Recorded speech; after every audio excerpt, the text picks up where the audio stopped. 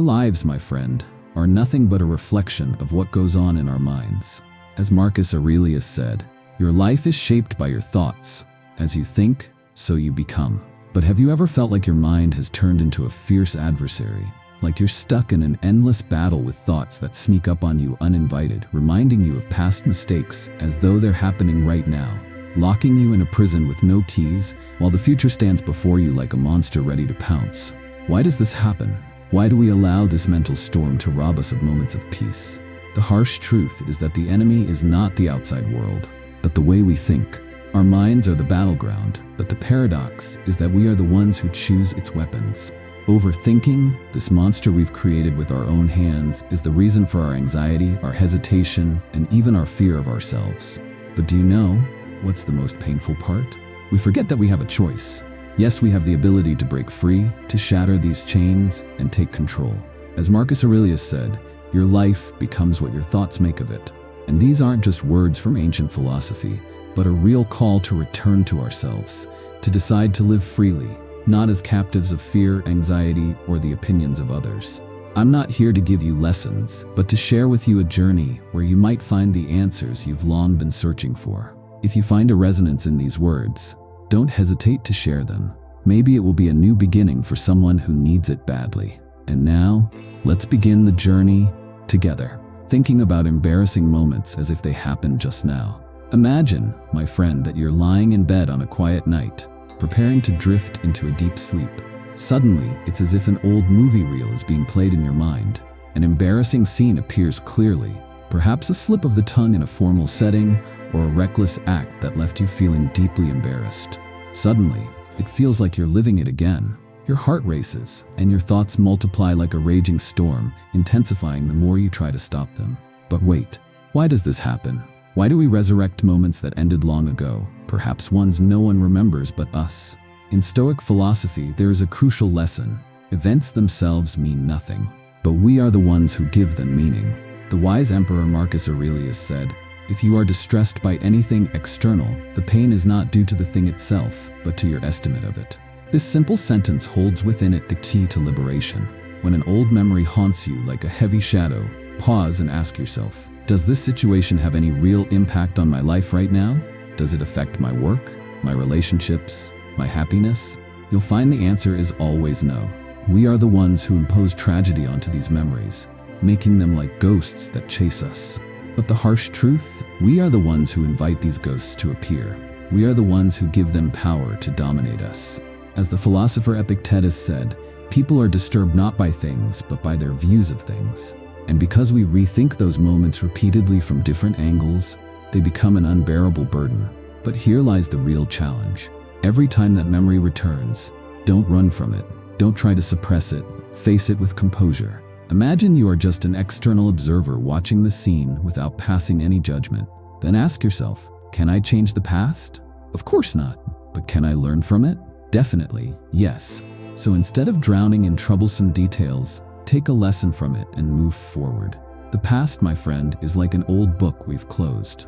We can't rewrite it, but we can always learn from it. When you choose to live in the present moment instead of clinging to the ghosts of the past, you will feel more energized, with a clearer mind, and you'll realize you have a choice you've long ignored. Freedom. Choose it. Sleep disorder and restlessness. The maze of nighttime thoughts. Imagine, my friend, that you're lying in bed. The room is dark. The atmosphere is calm. Everything seems perfect for sleep, except for one thing that refuses to settle: your mind. Thoughts rush in relentlessly, like a movie stuck on replay. Why did I say that? What if I had acted differently? What if? And so you find yourself trapped in an endless spiral, tossing and turning, trying to escape the flood of thoughts, yet feeling more stuck than ever. Wait, this isn't just insomnia. It's your mind, conditioned to overthink, to analyze everything, even things beyond your control. Marcus Aurelius once said something simple, yet profoundly wise. Do not let the past or the future steal your present, for the present is all you have. And yet we forget this truth, spending hours draining our energy on scenarios we have no power to change. But is there a solution? Yes, and it's simpler than you think. Before bed, take a piece of paper and a pen and write down everything on your mind. Don't try to organize it, don't analyze it, just spill it onto the paper. Why? Because the problem isn't having thoughts, it's letting them stay trapped in your head. When you write them down, it's as if you're telling your mind, I hear you, thank you, you can rest now. Then, let your last moments before sleep be peaceful, as if your day has ended with closure. Tell yourself, I've done my best, the rest is for tomorrow. Trust me, this simple exercise will make an incredible difference in your life. You'll feel a kind of relief you've never experienced before, because for once, you're not carrying the weight of the world on your shoulders every night.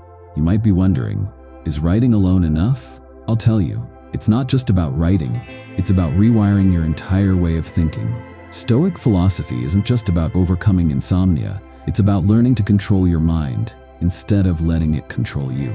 If you followed along to the end, you'll understand how to become the master of your mind, rather than its prisoner. Living in past mistakes, when will you stop replaying the scene? Have you ever felt trapped in a cycle of memories, replaying past mistakes as if watching an endless old movie? It's as if your mind has built an invisible prison, keeping you stuck, repeating the story over and over with no way out. We as humans are unfortunately experts at self-blame, almost as if we believe that guilt will somehow fix what's already broken. But the truth is entirely different. Epictetus, the Stoic philosopher, put it clearly. It is not events themselves that trouble us, but our thoughts about them. Think about it for a moment.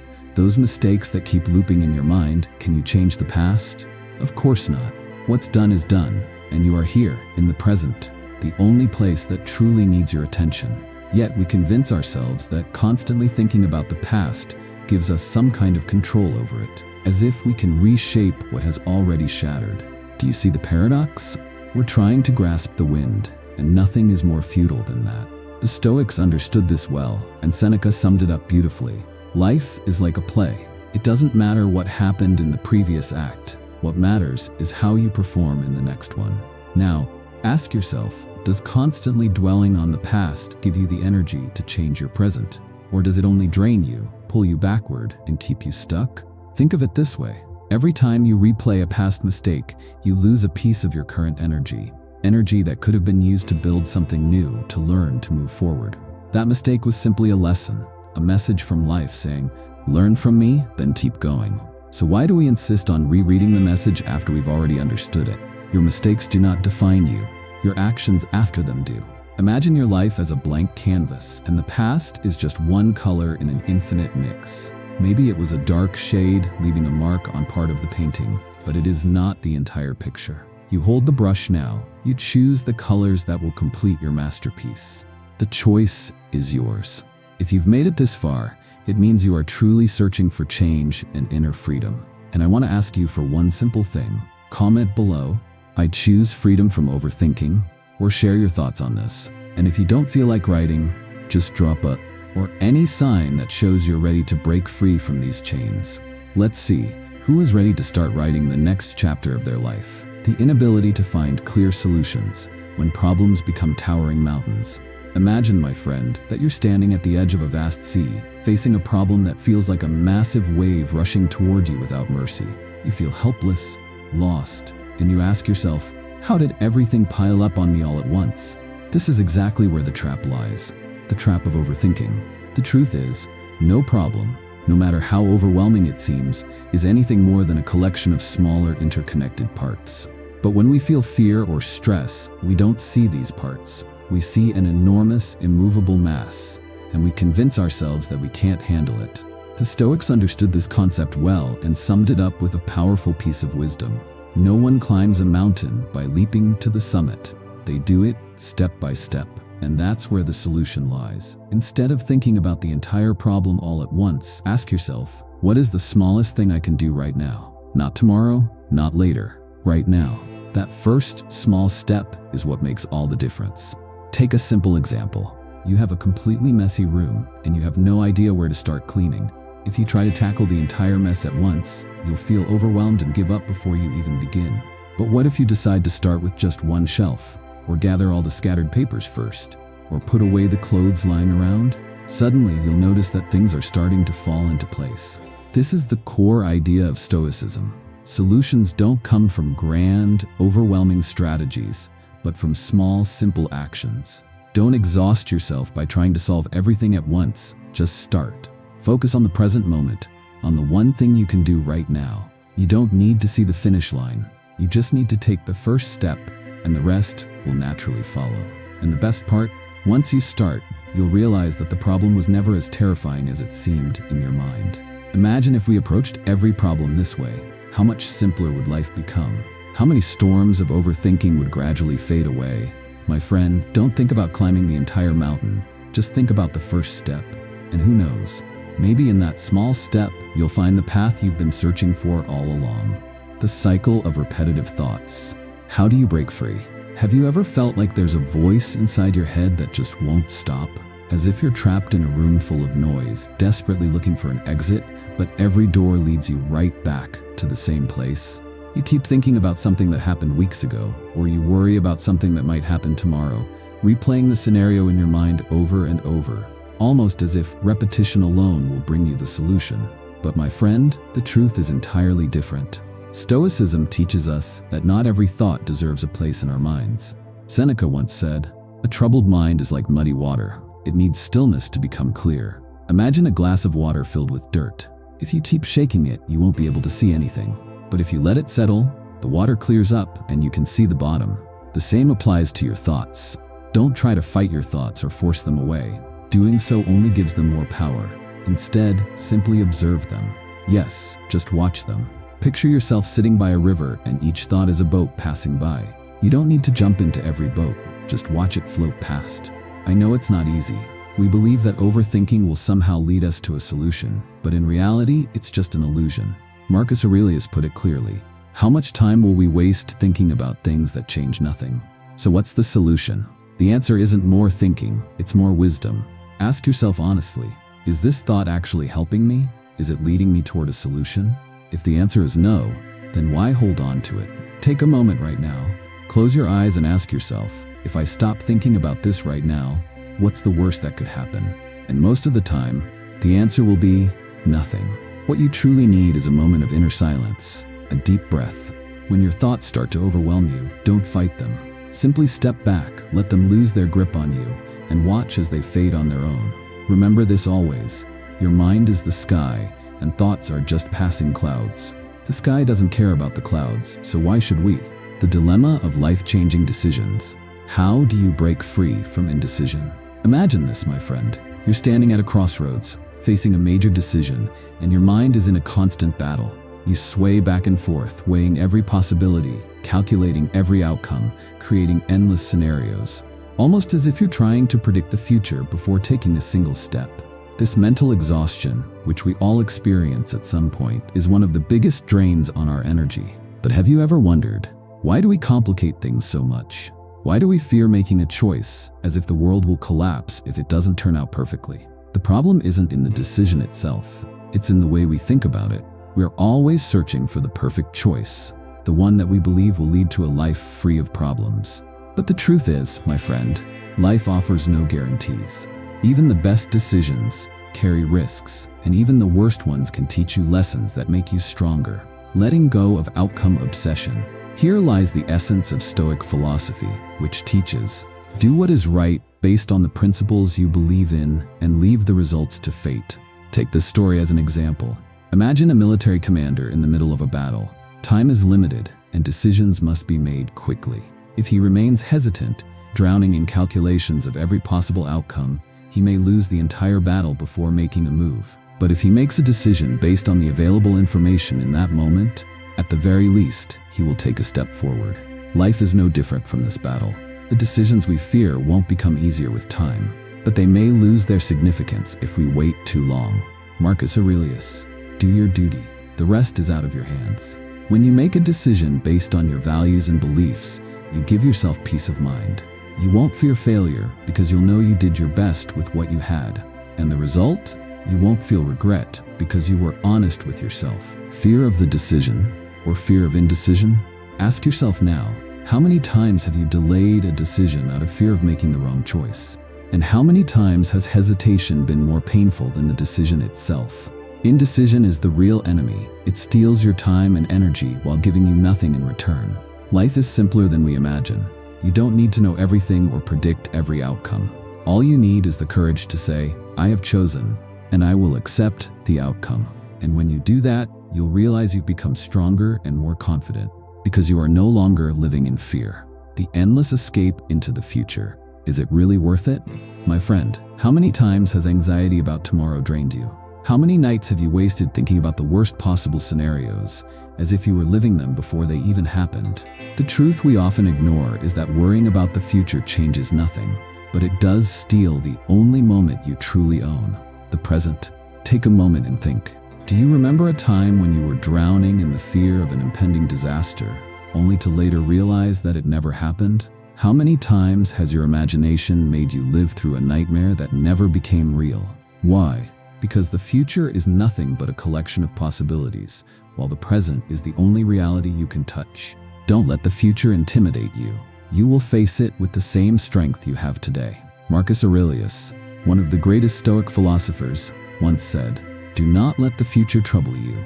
You will meet it with the same strength you have today." This means that all your fears about tomorrow, all the burdens you imagine you won't be able to carry, are nothing but illusions. Because when tomorrow comes, you will realize that you are stronger than you thought. Just as you faced yesterday, and just as you are facing today, you will face tomorrow too. The stormy sea, and the wave that hasn't arrived yet. Imagine yourself in a boat sailing across a stormy sea. The waves crashing against you are the challenges of daily life, but the entire sea is not made of towering waves. The problem is that we often fixate on the next big wave, forgetting that we have a strong boat that can navigate the waters, if we know how to use it. And that boat is our mind. But why do we fear a wave that hasn't even arrived yet? Why waste our energy worrying about something that hasn't happened and may never happen at all? The future is not your enemy. It doesn't exist yet. Whenever you feel anxious about tomorrow, ask yourself, what do I have right now? You will find that you have this moment, you have this breath you are taking right now, and you have a small opportunity to do something simple that can improve your life. And trust me, when you start focusing on the present, you will notice that anxiety begins to fade. Not because the future no longer exists, but because you've realized that the present is always stronger than any future possibility. As the Stoics wisely said, what we have now is all we need. The fear of failure. Is it real or just an illusion? My friend, have you ever thought about how the fear of failure is the only prison we build for ourselves? It's the imaginary wall we spend our lives trying to overcome, only to realize it was never really there. It existed only in our minds. Failure is not the problem. The idea of failure is. The strange thing about this fear is that it doesn't come from failure itself, but from our imagination of failure. From that worst-case scenario we keep replaying in our heads as if it's bound to happen. How many times were you on the verge of taking a bold step? How many times did you think about starting a new project, making a big decision, or even trying something simple, only to hesitate because a voice inside whispered, "What if I fail? What will people say?" But have you ever considered that this voice is nothing but an illusion?